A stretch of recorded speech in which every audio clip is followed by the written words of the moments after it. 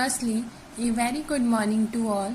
Welcome students to the online class of Mathematics class 5th. As you already know, we have done up to the page number 6 and now we are on the page number 7. So let's start. First topic is fishermen can feel the wind and look at the sun to find out which way to go. Many of us would get lost and not be able to find our way on the sea where you only see water and nothing else. मछुआरे हवा को महसूस कर सकते हैं और सूरज को देखकर अपना रास्ता खो सकते हैं। हम में से बहुत से तो समुद्र में रास्ता ही भूल जाएंगे। यहाँ पर केवल पानी ही पानी दिखाई देता है और कुछ नहीं। Next is find out. Look at the sun and find out the direction from where it rises. सूरज की ओर देखो और पता करो कि वह किस दिशा में उगता है। And the question number 1 related to this topic is from where you are what interesting thing do you see to your east. तुम जहाँ कहीं भी हो देखो कि तुम्हारे पूर्व में मीन्स ईस्ट डायरेक्शन में कौन सी अमेजिंग थिंग होती है। And the answer is we all know that the sun rises in the east. I see the red orange sky in the morning during sunrise. हम सबको पता है कि सन कौन सी डायरेक्शन में राइज करता है, ईस्ट डायरेक्शन में, और उस टाइम हमें जो स्काई है वो रेड ऑरेंज कलर का दिखाई देता है। Next question is name 2 things that are lying to your west. अपने वेस्ट की ओर दिखने वाली 2 चीज़ों के नाम लिखो। And the answer is I see the setting sun in the west and the sky is happened of the orange red colour. एक तो वेस्ट डायरेक्शन में क्या होता है, सनसेट, ठीक है, और वेस्ट डायरेक्शन में जो स्काई है वो आपको कौन से कलर का दिखाई देता है, ऑरेंज रेड कलर का। Next topic is what a catch. Out on the sea fisherman look for a place where they hope to find a good catch of fish. There they spread their nets. They will have to wait for many hours for the fish to come into their nets. समुद्र के अंदर मछुआरे उस जगह को ढूंढते हैं जहां उन्हें ज्यादा मछलियां मिल सके। वहां वे अपना जाल फैलाते हैं। उन्हें मछलियों को जाल में आने के लिए कई घंटों तक इंतजार करना पड़ता है। Look at the different types of boat. अलग अलग तरह की नाव को देखो। Some boats have motors and go further into the sea. Since they go far out, they can catch more fish. These boats travel fast at the speed of 20 km in 1 hour.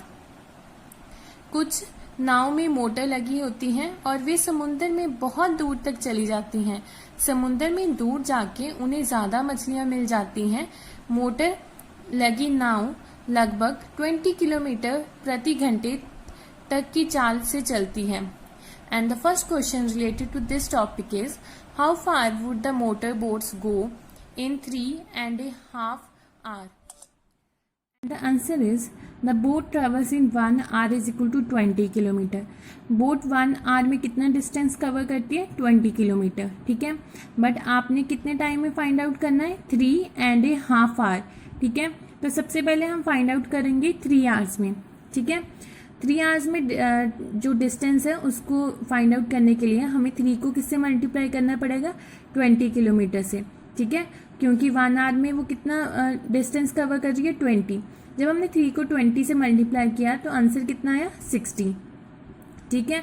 But आपने 3.5 hour में निकालना था, इसलिए 3 hours में आपने निकाल लिया। अब आप कौन से टाइम में निकालोगे, हाफ आवर में, ठीक है। अब आप हाफ को विच मीन्स 1/2 उसको 20 से मल्टीप्लाई कर दोगे, ठीक है। अब इसका क्या आंसर आएगा, 20 डिवाइडेड बाई 2। जब आप 2 को 20 से डिवाइड करोगे तो आपको पता है 2 × 10 कितने होते हैं, 20, ठीक है। तो इसको डिवाइड करके आपका आंसर कितना आया, 10 किलोमीटर, ठीक है। सो लास्ट में the distance covered by boat in A 3.5 hour वो कितना होगा, 60 + 10 किलोमीटर, ठीक है। टोटल कितना हो जाएगा, 60 + 10, 70 kilometre. And the second question is how much time will they take to go 85 kilometre. अब वो 85 किलोमीटर डिस्टेंस कवर करने के लिए कितना टाइम लेंगे, ठीक है।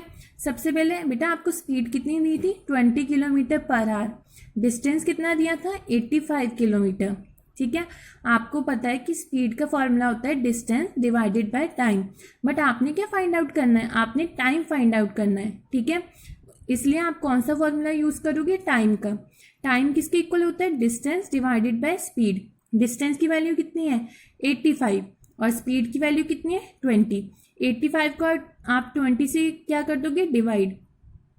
जब आप 20 को 85 से डिवाइड करोगे तो आपको पता है 20 मल्टीप्लाई 4 कितने होते हैं, 80, ठीक है।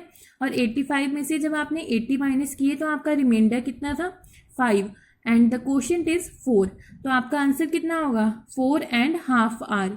4.5 आवर में जो बोट है वो कितना डिस्टेंस कवर करेंगे, 85 kilometre.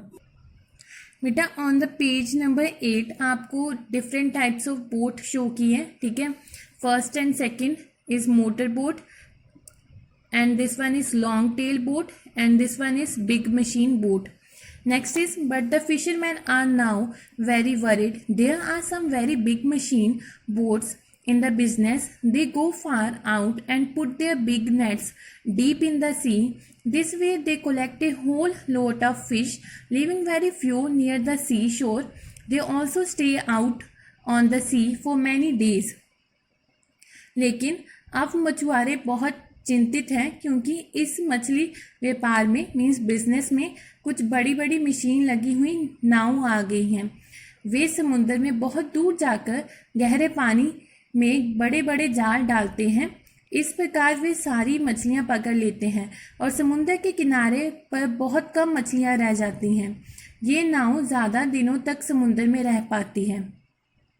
Next is, these big machine boats also catch the small baby fish which have yet to grow up. Fishermen in the smaller boats always let the baby fish pass through their nets to go back into the sea. They choose a net size in such a way that only the grown-up fish are caught. ये बड़ी बड़ी मशीनी नाव उन छोटी छोटी मछलियों को भी पकड़ लेती हैं जिन्हें अभी बड़ा होना है। मछुआरे तो हमेशा मछलियों के बच्चों को जाल से बाहर निकालकर समुद्र में जाने देते हैं। वे जाल को इस तरह तैयार करते हैं कि केवल बड़ी मछलियां ही पकड़ी जाएं। So that's all for today. Thank you.